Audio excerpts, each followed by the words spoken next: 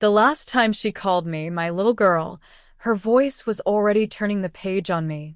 She stood in the doorway of our old house in upstate New York, arms crossed, suitcase packed, not mine, hers. The car idled behind her, windows tinted, engine humming like a countdown. Her new husband waited inside. He didn't come up the steps. He never did. Not even the day they took me away. Ever been replaced so cleanly, so quietly, it was like you never existed? Please subscribe. Because this isn't just a story about abandonment. It's about building something so powerful they can't escape what they left behind. She bent down like she was comforting a child. Only I wasn't crying. She was. Or maybe she just wanted me to think she was. This is just for a while, she said. He thinks we need a clean start. You'll be happier with Aunt Meryl. Things are complicated right now. Complicated. That was her word for disposable. I was 15. And in that moment, I stopped asking her to love me. The next few years were quiet in the way neglected rooms are. Dusty, cold, filled with echoes. Aunt Meryl wasn't cruel, but she wasn't warm either. She gave me a bed, meals, rules. Nothing more. No holidays. No phone calls from my mother. No visits. Just one birthday card a year, typed and signed. And yet, that silence became my spine. I stopped chasing her approval and started building a world of my own. Through words, journals, stories that looked like fiction but were stitched from memory. I wrote her in hundreds of versions, sometimes as a ghost, sometimes as a villain, always as a woman who left. By the time I graduated college, she hadn't called me in 6 years. But I didn't care anymore. Because the pen she left in my hand when she dropped me off at Aunt Meryl's, it became my weapon. I published the first novel under the name E. Lanier. A pseudonym no one could trace, borrowed from an old poem I loved in college. The book was called The Lavender Room, named after the guest room I'd been banished to in Aunt Meryl's house. In it, I told the story of a girl raised on silence, discarded by a mother whose affection was conditional, and reshaped by isolation into something unrecognizable, something powerful. The mother in the story wasn't a carbon copy of mine, but she didn't need to be. The cruelty was familiar enough. The emotional vacancy. The self-righteous justifications. The way she called abandonment protection. She was written with precision. Not bitterness. Not slander. Truth. And it hit. Slowly at first. A trickle of readers, then bloggers, then interviews. People thought it was fiction. A beautiful tragedy. A psychological portrait of maternal narcissism, one critic said. What they didn't know, what she didn't know, was that every line she'd ever thrown at me had made it into those pages, reshaped and sharpened. Months passed. Then came the sequel, Glass Milk, a reference to the way she used to serve me healthy things while feeding herself denial. It climbed the charts. Then came the third, Inheritance Without a Name. That one sealed it. I watched as book clubs began to dissect the mother character like surgeons. Watched therapists recommend it to clients. Watched influencers post quotes that once rang out across my childhood kitchen table. And then the inevitable. She showed up on television. A daytime talk show. One of those pastel-colored programs that caters to middle-aged audiences searching for healing. She sat there elegant, polished, pretending to be someone thoughtful. Someone whole. And she said it. I think Inheritance Without a Name is one of the most important novels of the decade.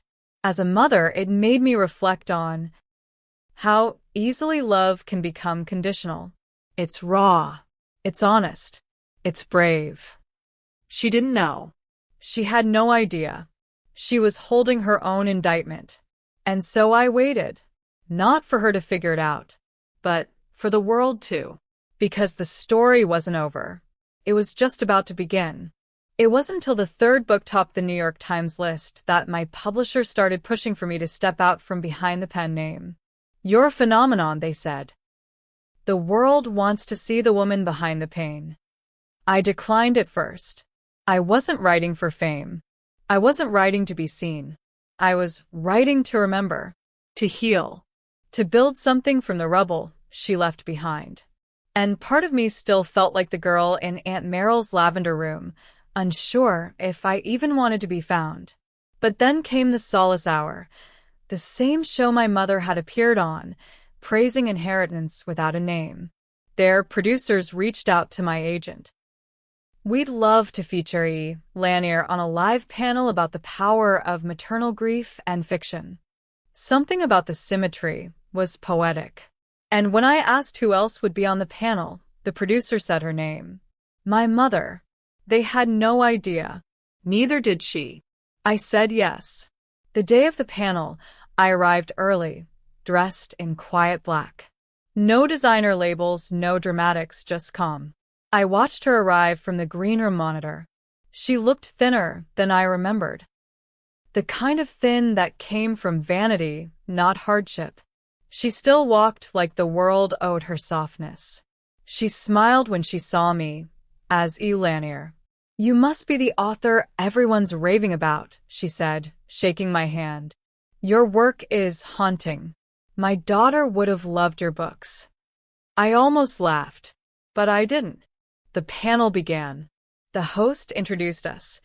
Today, we're speaking with E. Lanier, whose stunning novels have captured the complicated heart of mother-daughter relationships. My mother nodded, smiling politely beside me. The audience leaned in. And then gently, softly, I began to speak. These books were born from silence. From years of unanswered phone calls. From birthdays spent alone. From hearing the word daughter, used like a placeholder, not a promise. My voice didn't shake. Hers did. I looked at her, right at her. And still, she didn't know. Not yet. These books, I said, my voice quiet but precise, were never meant to entertain.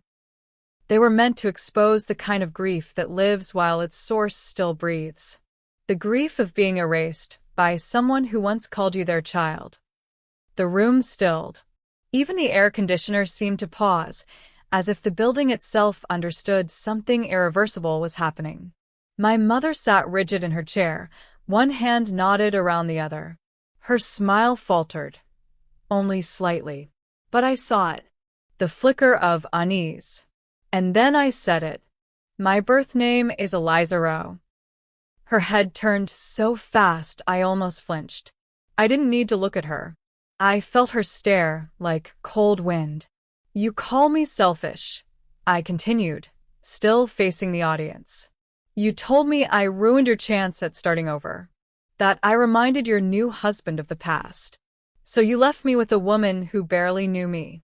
You wrote me out of your life, like I was a bad chapter in your own story. She was mouthing something now. My name.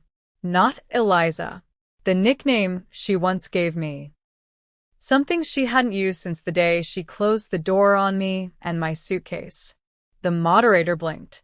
The audience murmured. Phones were lifted. Clips were being captured. And my mother, the woman who praised my book on this very show months ago, now realized who she had been applauding all along. She reached out. Gently. Fingers trembling. Eliza, I turned. No, I said. You don't get to say it now. Not after letting me vanish, so you could look whole. Not after calling yourself a mother while denying me daughterhood. I stood up. The moderator tried to pivot, to regain control of the segment, but the truth had already bled out into the room. She tried to speak again, my mother, but the mic had moved. The moment had passed, and for the first time in her life, she was voiceless. She didn't follow me out of the studio. I walked through the lobby as phones lit up with headlines and whispers rose behind me like smoke. The show's live segment had ended in stunned silence, producers frozen, the audience wide-eyed, and her sitting there like someone watching a movie they suddenly recognized themselves in. I didn't need applause. I didn't need vindication. I only needed one thing, for her to feel what I had felt the day she put me in that car and chose not to look back. Unchosen. For weeks, the segment spiraled across social media. Clips clipped, faces zoomed. The real author of the Lavender Trilogy trended alongside articles asking whether inheritance without a name was nonfiction all along. She issued a vague statement, a misunderstanding, a plea for privacy. She denied nothing because there was nothing left to deny. The readers knew, the viewers knew, and she knew. I was no longer the girl in the lavender room. I was the woman on everyone's shelf. And her image, the one she'd curated for a decade, was now bound to every line she once pretended was fiction. She called once. I let it ring. She wrote me a letter. I sent it back unopened, because now she knows how silence feels when you're waiting for someone to love you loud enough to come back. At my next book signing, a woman handed me her copy to sign. It felt like you wrote this about my mother, she said. I smiled. In a way, I said, I wrote it for all of ours. Have you ever been erased? Only to rewrite yourself so fully, they can't look anywhere without seeing the truth you became? Subscribe. Because this story wasn't about revenge. It was about legacy. And sometimes, silence isn't what breaks people.